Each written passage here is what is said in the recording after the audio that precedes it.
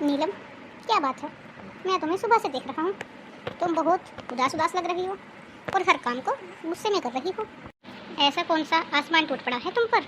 आप तो चाहते ही यही हो कि मुझ पर आसमान टूट कर गिर जाए, बिजली गिर जाए और मैं मर जाऊं। क्या ये तुम कैसी बातें कर रही हो नीलम, और क्या सोच रही हो? मुझे सोचना वोचना कुछ नहीं है, मुझे बस इतना बता दीजिए कि आपकी बहन राखी बांधने किस समय आएगी, क्योंकि मैं यहाँ सिर्फ उसका ही वेट नहीं करती रहूँगी। मुझे भी अपने भाइयों को राखी बांधने जाना है। मैंने भी अपने भाइयों के लिए राखी का व्रत रखा है। नीलम, आ जाएगी वो भी, तुम्हें पता तो है कि वो भी अपनी ननद से राखी बंधवा कर ही यहाँ आएगी। तो क्या हुआ, क्या एक बार वो थोड़ा जल्दी नहीं आ सकती? या फिर हमने ही ठेका ले रखा है हर बार का कि वो हमें यहाँ वेट कराए और फिर मैं जाकर अपने भैया को वेट कराऊं? नीलम, मुझे यकीन नहीं हो रहा है कि तुम आज ऐसी बैकी बैकी बातें कर रही हो। हाँ, मैं तो बैकी बैकी बातें ही करूंगी। अब तो तुम्हें ना जाने क्या क्या कमी दिखाई देंगी मुझ में। नमस्ते भैया, नमस्ते भाभी। अरे रेनू, आ गई तुम? बड़ी देर कर दी तुमने आ जाने में। वो क्या है ना भैया, त्योहार की वजह से सड़कों पर बहुत ट्रैफिक है, इसीलिए ऑटो चल नहीं रहे थे। ऑटो बहुत आराम आराम से चल रहा था, इसीलिए मुझे आने में थोड़ी सी देर हो गई। लेकिन रेनू, तुम्हारे पास तो खुद की अपनी गाड़ियाँ हैं, तो तुम ऑटो से क्यों आई?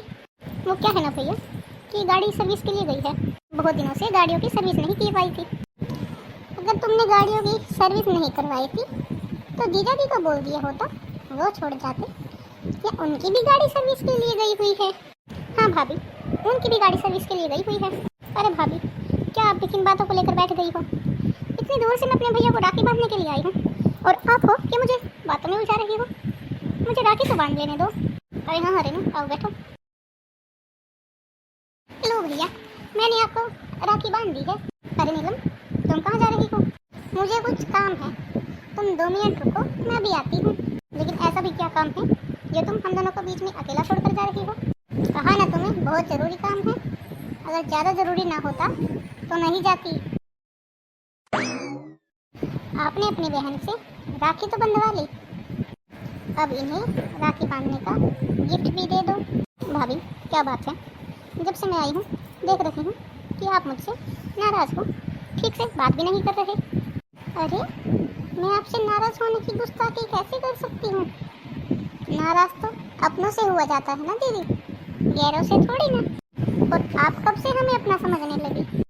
हम आपके अपने थोड़ी ना हैं, हम तो आपके गैर हैं। ये कैसी बातें कर रही हो दीदी आप? अमन, ये पकड़ो और दे दो अपनी बहन को अपनी राखी का गिफ्ट। ये डॉक्यूमेंट्स तो प्रॉपर्टी के हैं, वो प्रॉपर्टी जो रेनू के नाम पर है। लेकिन ये डॉक्यूमेंट्स तुम्हारे पास कहाँ से आए? ये सब बातें तो आप दीदी से ही पूछिए।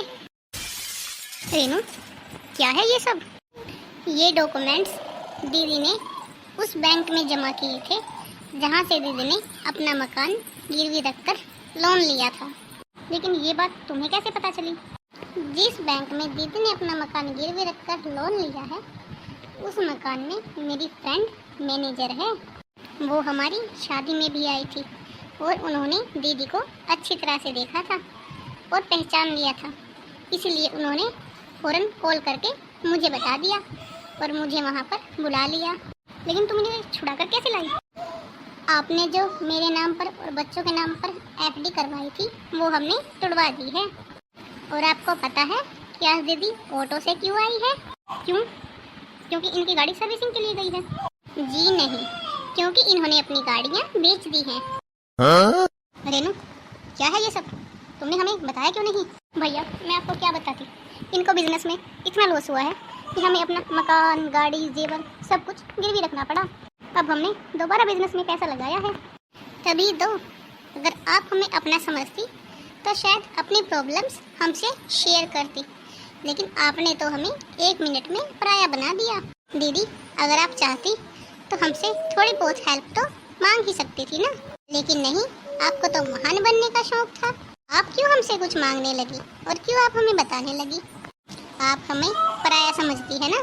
रेनू, ये तुमने बिल्कुल अच्छा नहीं किया। भैया, भाभी, मुझे माफ़ कर दीजिए, आगे से ऐसी गलती नहीं होगी। देखो रेनू, इस बार तो मैं तुम्हें माफ़ कर रहा हूँ, लेकिन आज के बाद ऐसी गलती नहीं होनी चाहिए। चलो जो हुआ कोई बात नहीं। नीलम तुमने बहुत अच्छा किया जो रेनू के मकान के कागजात छुड़वा कर ले आई। लो रेनू, समझ लेना कि ये तुम्हारा रक्षाबंधन का तोहफा है। भैया मैंने दुनिया में भाई तो बहुत से देखे हैं, लेकिन आप जैसा भाई कहीं नहीं मिलेगा। भाभी सब कहते हैं कि भैया की शादी होने के बाद भाभी अपनी नंदों का मायके आना जाना खत्म करवा देती हैं, लेकिन भाभी आप सबसे अच्छी हो।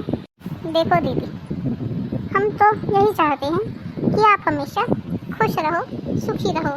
देखो दीदी, हम ज़्यादा कुछ तो नहीं दे सकते, आपको अभी सिर्फ आपका मकान ही छुड़वा कर दिया है, लेकिन अगर भगवान ने चाहा तो आपकी हर चीज़ छुड़वा देंगे धीरे धीरे। लेकिन आपको हमसे आज एक प्रॉमिस करना होगा। प्रॉमिस? कैसा प्रॉमिस भाभी? यही कि आज के बाद अगर तुम्हारे घर में कोई सुख आएगा तो तुम उसे सबसे छिपाकर, हम सबसे छिपाकर अकेले में शेयर करोगी।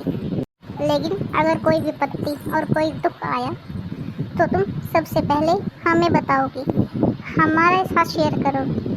दीदी आज के बाद सारे सुख आपके, लेकिन सारे दुख हम सबके हैं।